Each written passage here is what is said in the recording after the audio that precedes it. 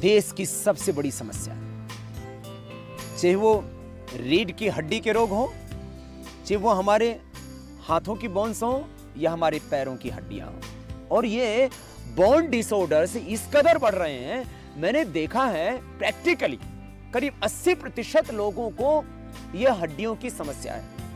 जो 80% लोगों की देश की समस्या, उसके ऊपर किसी का ध्यान नहीं है। चाहे आपको नीचे दर्द हो, L4-5 में प्रॉब्लम हो, या आपको सर्वाइकल स्पॉन्डिलाइटिस की प्रॉब्लम हो, या आपको स्लिप डिस्क हो, या आपको सियाटिका हो, या आपको एंक्लोजिंग स्पॉन्डिलाइटिस पेन हो, या आपको जो है कोहनी के अंदर दर्द हो, या आपको जो है आपके जॉइंट्स में पेन हो, या आपको जो है कि कार्टिलेज डैमेज हो गए, या आपके जो है लिगामेंट्स टेढ़े हो गए हैं, या आपको जो है ऑस्टियोपोरोसिस हो गया है, यूरिक एसिड बढ़ गया, आर फैक्टर पॉजिटिव हो गया है, ऑस्टियोआर्थराइटिस हो गया है, गाउट हो गया, कोई भी प्रॉब्लम है ना आपको, सबके सब ये हमारे डिसऑर्डर्स हैं बोन्स के। इन बोन्स के डिसऑर्डर्स को अब कैसे अच्छा करें?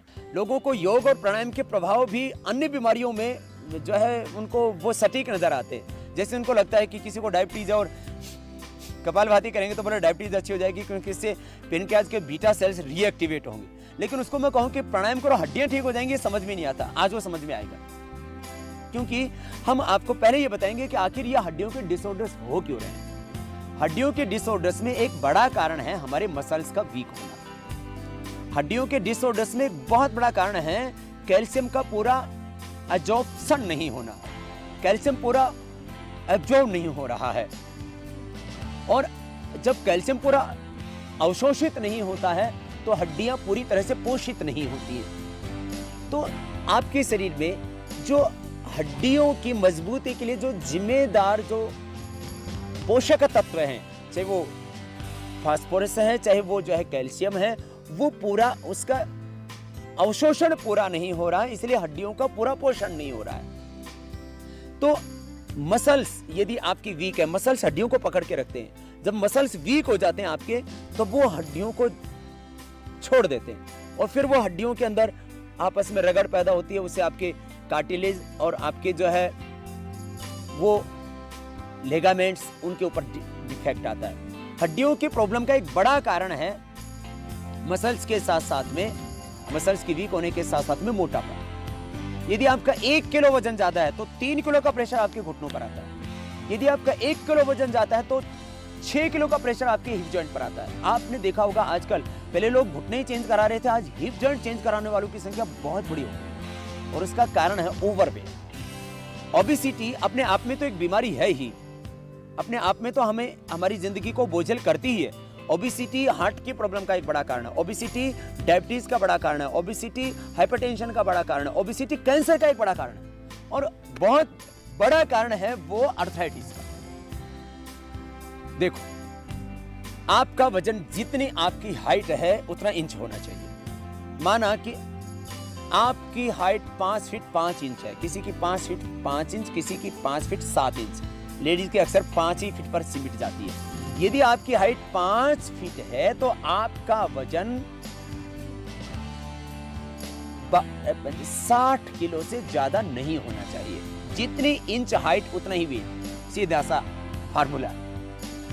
यदि आपकी हाइट 5 फीट 7 इंच है तो आपका 67 केजी, जैसे मेरा 5 फीट 7 इंच है मेरी हाइट, तो मेरा वजन है 67, और हमेशा यही रहता है।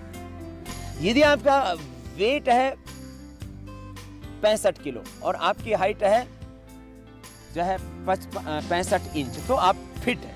नहीं तो आप इसमें आप थोड़ा सोचिए, आपका यदि 10 किलो वजन ज्यादा है, यानी आपका वजन होना चाहिए 65 किलो, आपका वजन होना चाहिए 60 किलो, और आपका 70 किलो वजन है, तो 10 ही किलो वजन ज्यादा है, तो 30 किलो का प्रेशर पड़ा आपके घुटनों पर, तो घुटने घिसेंगे,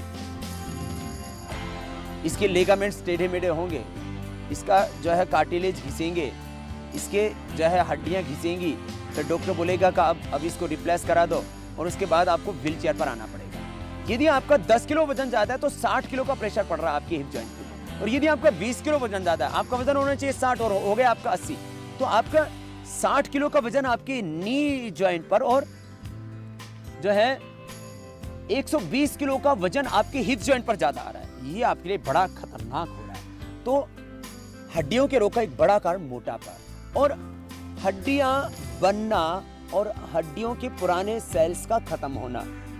यह हड्डियों का जो मेटाबॉलिज्म है ये चलता ऑस्टियोब्लास्ट और ऑस्टियोक्लास्ट सेल्स के कारण से।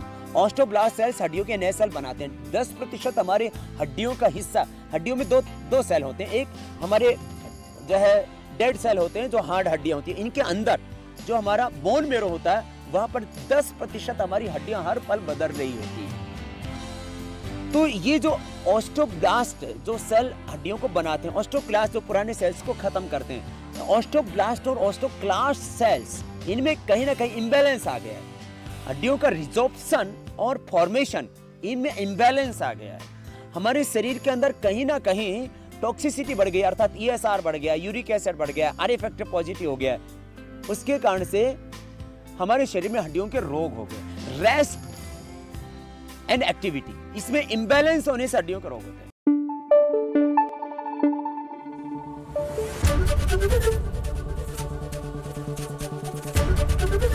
ABP न्यूज आपको रखे आगे।